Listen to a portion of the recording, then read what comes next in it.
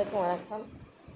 இன்றைக்கி நான் ஒரு டீச்சராக ஒரு முக்கியமான விஷயம் சொல்ல போகிறேன், உங்கள்கிட்ட பகிர்ந்துக்க போகிறேன். அது உண்மைன்னா எனக்கு ஒரு கமெண்டில் லைக்கும் சப்ஸ்கிரைபும் பண்ணுங்கள்.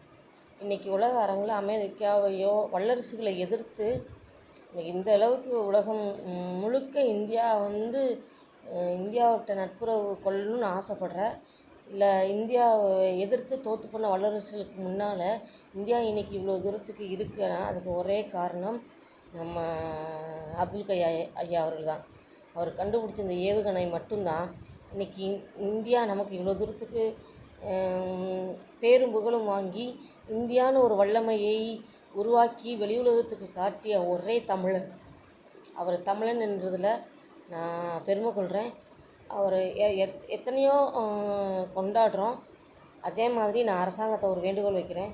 எப்படி காந்தி ஜெயந்தியோடைய பிறந்த நாளுக்கு நம்ம லீவு விட்டு அகிம்சையை கடைப்பிடித்து தீய பழக்கங்களை கைவிட்டு ஒயின் ஷாப் மூடிடுறோம், கறிக்கடையை மூடிடுறோம், அந்த மாதிரி சில நல்ல பழக்கங்களை கடைப்பிடித்து லீவு விட்டு அனுசரிக்கிறோமோ, அதே மாதிரி அப்துல் கலாம் ஐயாவுடைய பிறந்த நாளையும் நம்ம ஏதாவது ஒரு கொள்கையோடைய லீவ் விட்றீங்களோ இல்லையோ, அது ரெண்டாவது பட்சம் கொள்கையுடைய தேசிய தினமாக அனுசரிக்கணும்னு நான் அரசாங்கத்தை கேட்டுக்கிறேன்.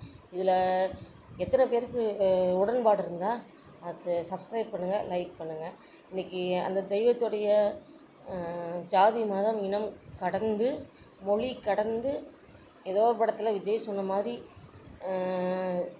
ஜாதி மொழி இனம் காற்று அனைத்தையும் கடந்து இந்திய மக்களுக்காக பாடுபட்டு வேலை பார்த்து கொண்டே தன் உயிரை நீர்த்த அப்துல் கலாமுடைய பிறந்தநாள் வாழ்த்துக்கள்.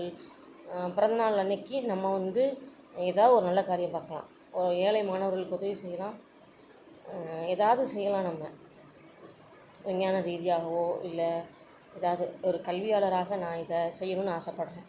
என்னால் முடிஞ்ச செயல்களை நான் இன்னையிலிருந்து ஆரம்பிக்கிறேன். நன்றி.